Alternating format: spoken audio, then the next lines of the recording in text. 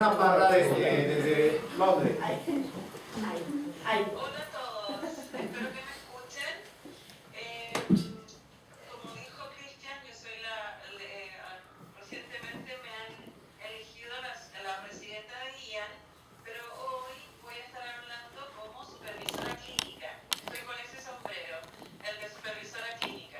Yo he estado trabajando como supervisora clínica en diferentes contextos, principalmente con personas que están haciendo intervenciones psicosociales para sobrevivientes de abuso, y dentro de los grupos de supervisión hay gente que tienen formación clínica y otro grupo que no tienen formación clínica. O sea, he estado supervisando terapeutas, pero también he estado supervisando otros trabajadores que no necesariamente tienen un bagaje clínico.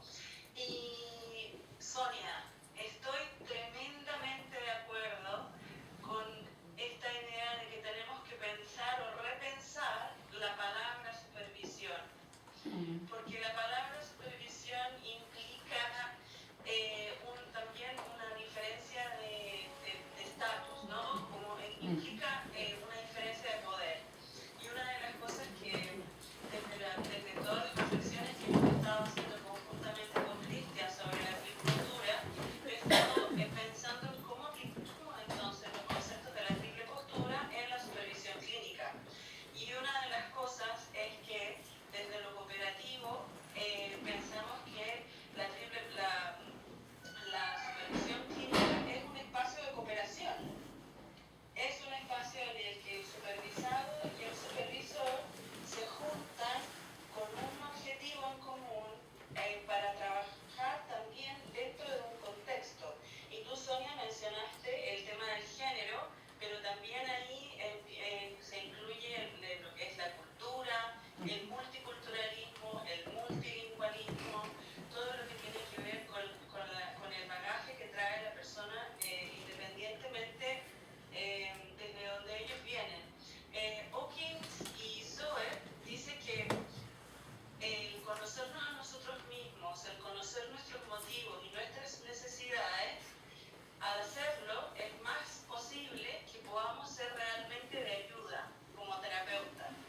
Entonces la idea es que yo creo que una de las cuestiones con respecto a la supervisión y esta diferencia de estatus de poder tal vez se puede resolver desde el apego, en el sentido de decir, bueno, el supervisor valida la experiencia que trae el supervisado, y al mismo tiempo pensamos en este espacio de la supervisión como un espacio que es como el safe haven, ¿no? Un espacio seguro donde el supervisado que viene con la experiencia que ha tenido durante el proceso terapéutico con el paciente a la supervisión puede venir asustado, angustiado, confundido, con un montón de emociones que a veces no hacen del todo sentido, que por un lado pueden tener que ver con el proceso paralelo, el proceso paralelo que tú mencionaste, pero por otro lado también pueden tener que ver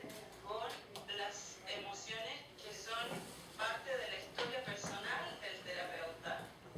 Y entonces al final la idea es que la supervisión pueda otorgar esa base segura que permite una exploración, que permite la apertura, que permite que el supervisor no avergüence al supervisado, sino que le dé el espacio para explorar, para reflexionar, para poder establecer. Es un proceso creativo también, es un proceso cooperativo y un proceso creativo de nuevos entendimientos de lo que está pasando a nivel terapéutico. Me surgen un montón de ideas más, pero no voy a seguir hablando para dejar el espacio a los demás también. ¿Los que están ahí atrás pueden escuchar? Sí. Bastante. Bueno, yo quería decir una cosa, que Roxana y yo hemos compartido una experiencia en los últimos años de trabajo con el grupo interfamiliar que tiene el equipo de Javier Sempere en España. La base está en Elche, pero también hacen cursos en Barcelona y en Madrid y en otros puntos. Y lo que hacen es hacer grupos grandes con varias familias juntas. Y es un modelo bastante revolucionario, pero muy útil. Y una de las cosas que yo he aprendido, yo creo que así como decía que en la formación de psicoanalistas, por lo menos en Inglaterra, los psicoanalistas tienen que hacer una observación de bebé, y yo creo que también tendrían que ir a grupos interfamiliares y ver lo que pasa. Pero una de las cosas que Javier se empeña, una de las cosas que yo estoy agradecido, de las cosas que me ha enseñado Javier, es el hecho de que él ha estado visitando un centro en el norte de Finlandia que se llama Open Dialogue, diálogo abierto, que tienen una manera de abordar el trato con el paciente que es bastante radical. Por ejemplo, las supervisiones se hacen con el paciente presente, porque dice, ¿por qué vamos a hablar a espaldas del paciente? Si vamos a hablar del paciente, que el paciente esté presente y que nos diga qué le parece lo que estamos diciendo de él. Y cuando tú hablabas de la palabra supervisión, yo estoy de acuerdo contigo también. Y me acordé que cuando yo empecé, una de las influencias tempranas que yo tuve en el mundo del psicoanálisis fue la obra de Enrique Pichon-Rivière. Y Pichon-Rivière decía él que prefería que el supervisor, en lugar de llamarle supervisor, le llamaran copensor.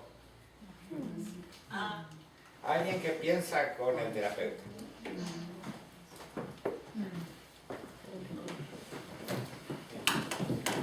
Fromm decía que a veces es el traje del emperador, ¿no? La historia del traje del emperador, que el único que vio que el emperador estaba desnudo es el niño, ¿no? Y ahora Mario nos ha platicado experiencias o relatos en donde son los niños los que conocen la verdad.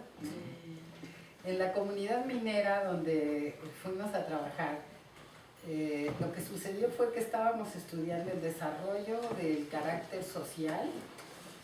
En los niños el carácter social es un concepto que maneja Fromm acerca de las características compartidas dentro de la sociedad en base a los medios de producción, al papel que las personas desempeñan dentro del sistema, y entonces quieren hacer lo que el sistema les exige y no necesariamente porque lo quieran hacer, sino porque es lo que el sistema pide, ¿no? Entonces queríamos ver cómo se va desarrollando en los niños, porque su abordaje no era evolutivo, y habíamos estudiado a niños de hijos de familias donde había de 1 a 23 personas trabajando en el servicio doméstico, entre choferes, nanas, cocineras, etcétera, etcétera. Y habíamos estudiado entre los obreros, las familias obreras del cordón de la Ciudad de México. Entonces, los niños pobres.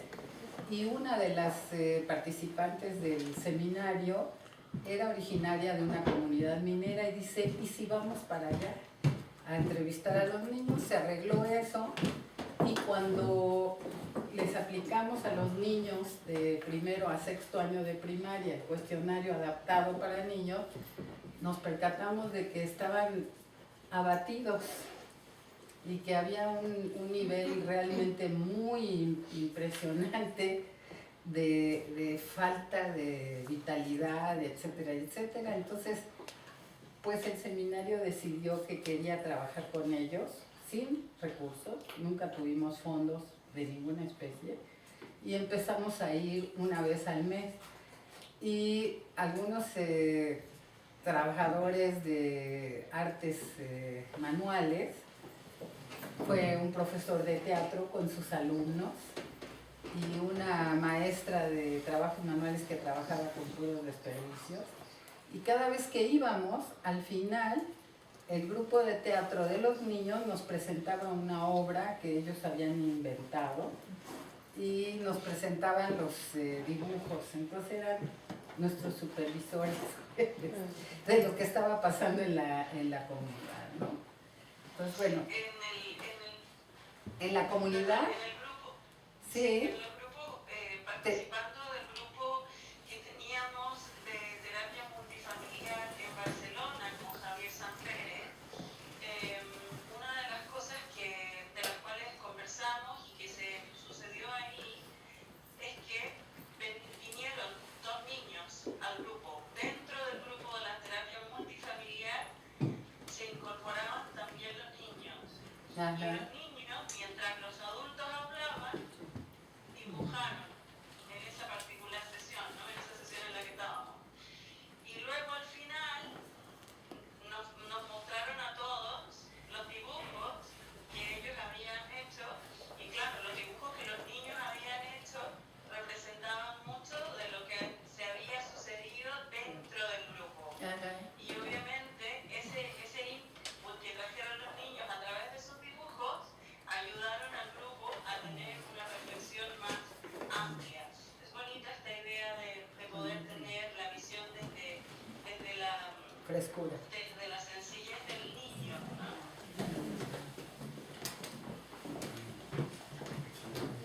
Bueno, pues, ¿quién más quiere comentar algo con un tip?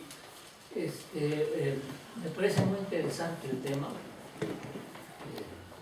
Y Sonia, mi sinodal de maestría, Sonia fue mi sinodal en maestría en la Facultad de Psicología.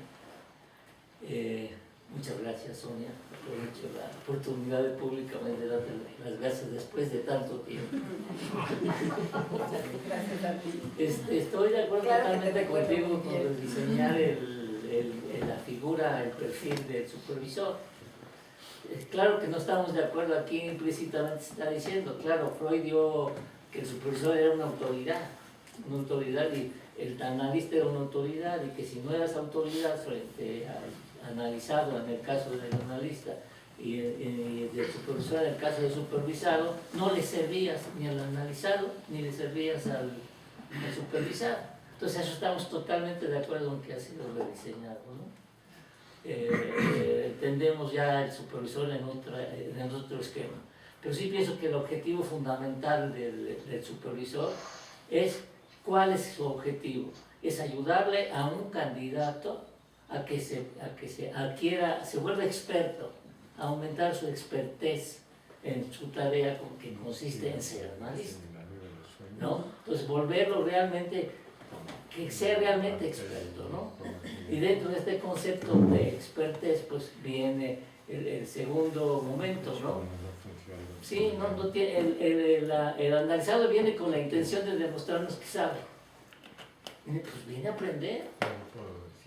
Sí, el supervisor tiene que enseñarle, si no, ¿para qué quiere el supervisor? ¿No? Tiene que aprender, entonces es la función didacta del supervisor. Y el tercer punto que tú tocas, que me parece sumamente interesante, es que el analizado corrija sus errores. Pues los va a tener porque no sabe, y el supervisor tiene que señalárselos para que los corrija como método de aprendizaje, no como juez. No es el juez que le va a estar diciendo estás mal.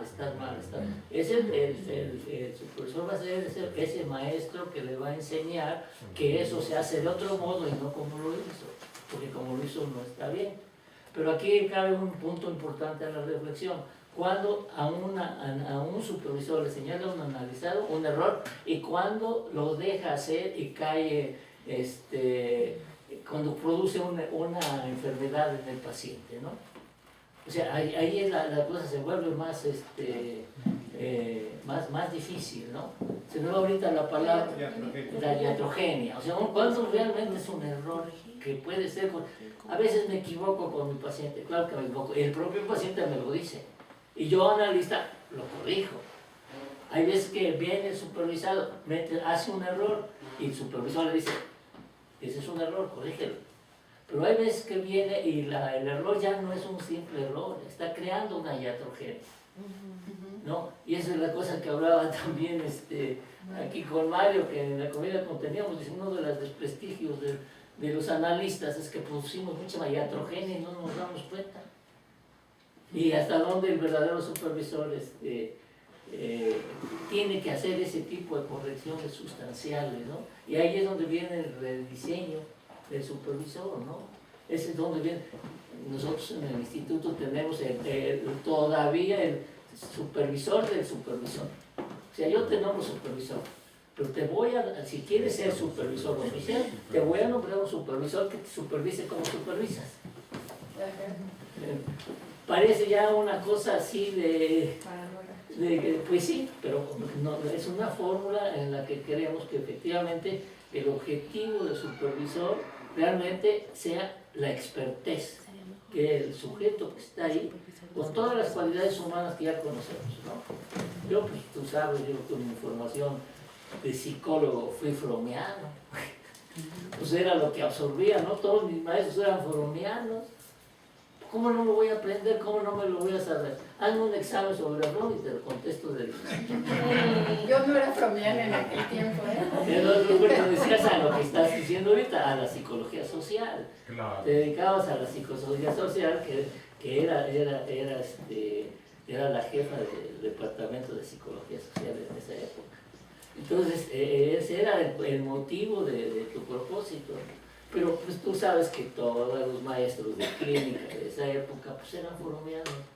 El que acaba de mencionar Mario, psicoanálisis de la sociedad contemporánea, el arte de amar, de la libertad, cero tener, todos esos, el corazón del hombre, todos eesos nos los sustentábamos en esa época, ¿no? Bueno, sí estoy de acuerdo que es un rediseño del supervisor. Y sí estoy de acuerdo que sí se necesita, ¿no? Pero a mí me gustaría comentar algo porque cuando empezaste tu comentario se me ocurrió esta idea, como que habría al menos dos, no sé si llamarles tiempos de un supervisor, ¿no? Y voy a decirlo así, a mí de las cosas que más me han inspirado es cuando mis maestros, me preguntan a mí, o sea, supervisan conmigo, oye, ¿tú qué piensas de eso? Entonces yo claramente no estoy pensando en esta cuestión jerárquica de que yo le voy a... Lo que estoy viendo es esta frescura, esta curiosidad por ver cómo se ven las cosas desde otro ángulo. O sea, de una persona que ya tiene esta maestría, como quieras llamarlo, tanto que se comporta como en la literatura se dicen Zen mind, beginner's mind, ¿no? O sea, ¿y cómo es de nuevo? ¿No? Y entonces, mis grandes maestros, o sea, me han modelado esto de que pues, yo puedo preguntarte a ti, o sea, ya no es, claramente no es supervisor por estar arriba de nada, es otro punto de vista, ¿no? Pero sí creo que en términos didácticos sí se espera, o sea, también nos buscan para supervisar cuando esperan que tengamos más experiencia, que podamos resolver, porque están en este proceso todavía de aprender, ¿no? De formación. Entonces me hace que quizás estaríamos hablando de dos tipos de supervisión, ¿no? Una quizás más didáctica, en donde se va enseñando esto, como lo describes muy bien tú, pero otro que pues o sea, ya no es esta tercera figura que dices de que el que supervisa al supervisor, no sé si iría arriba o ya es nuevamente este juego de muñecas donde ya lo importante es que ya no es para arriba, ya no es tan general. Es circular. Ajá, Es circular. Yo quería... Sí, perdón, es que creo que habían levantado la mano allá. Bueno, adelante. Gracias. Yo les quería comentar que en el grupo en el que participo hacemos una supervisión de tipo horizontal. Todos supervisamos a todos, los viejos, los medianos, los nuevos, los jóvenes, todos participamos con nuestras opiniones sobre un caso o sobre una sesión o sobre un sueño. Y entonces eso nos ha dado a todos la posibilidad de aprender juntos a pensar, pero sobre todo entender que la postura del supervisor no es de autoridad, no es de juicio, y buscamos mucho el respeto por la relación paciente-terapeuta y favorecemos que cada analista tenga su propio estilo en el trabajo cotidiano.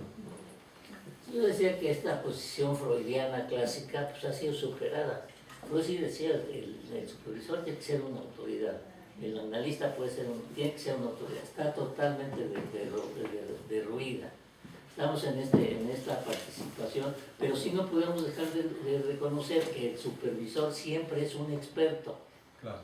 Que tiene, porque si no, que superamos nuestra expertez, tiene que ser transmitida al otro. Entonces sí tiene que haber uno más experto que el otro. Yo tengo una hipótesis. Sí. No, perdón, pero es que habían dado toda la mano allá primero, luego tú y luego Salvador. No, primero si quieres el A ver, doctor y luego es un diálogo exactamente con lo que está diciendo. Pero están dándole la palabra. espera, como quieras. No, tú. Bueno, yo quería comentar varias cosas con relación a lo que han dicho. Yo soy la que dirijo la clínica en el Instituto de Psicoterapia en Monterrey y como que sí usamos con Nora Hinojosa, que siempre te mencionas también. ¿Cómo dice? Con Nora Hinojosa, que siempre te menciono. Y sí planteamos esta cuestión de la supervisión, de por un lado que sea diádica con 2 personas, pero también la hacemos grupal y también usamos cámara GS como para que sea en el momento, y siendo que esta cuestión de hacer en varias funciona. Yo coincido totalmente en que para que la supervisión funcione desde la teoría del apego es esta cuestión de hacer un espacio en donde el terapeuta se sienta con esa libertad de poder hablar. Me acuerdo también una tesis doctoral que dirigí en la Universidad Nacional, no, en la Universidad Autónoma de Nuevo León, en donde planteaba que vieron diferentes características de qué hacía un buen supervisor. Y claro, algunas cosas las hacía el poder dar información de literatura y tener mucha expertise, por supuesto, pero un factor fundamental es que la persona se pudiera sentir segura de expresar qué está pasando. Porque si no, pues realmente nos pueden decir lo que queremos escuchar, ¿no? Y entonces al final hablamos de lo que queremos escuchar y lo que queremos oír y no va, ¿no? Entonces yo creo que esa parte es fundamental, que como terapeuta y como supervisor la podamos transmitir. Y por último, en esta cuestión de aprender, pues es que yo creo que ninguno terminamos de aprender nunca, ¿no? Entonces, aunque hayamos ya supervisado a muchos y nos hayan supervisado, siempre podemos aprender. Y esa parte a mí, por ejemplo, me gusta que obviamente en el instituto sí pedimos ciertas horas y las cumplen y lo que sea, pero muchos de mis alumnas luego me han buscado para supervisar por cuenta propia, con esta idea de seguir aprendiendo, y uno también, ¿no? Poder estar con colegas, como decías, Cristian, de pronto preguntar y todo, porque pues aprender todos, ¿no? Siempre. Entonces creo que es importante. Yo quiero mover la cámara para que Roxana pueda ver la gente que habla. Ok, ahorita es que no le quiero mover mucho porque está funcionando bien hoy. Sí. Sí, ahorita, si está Roxana aquí, créanme, y si hay gente aquí, créenos. Es Salvador que hace las voces de todos.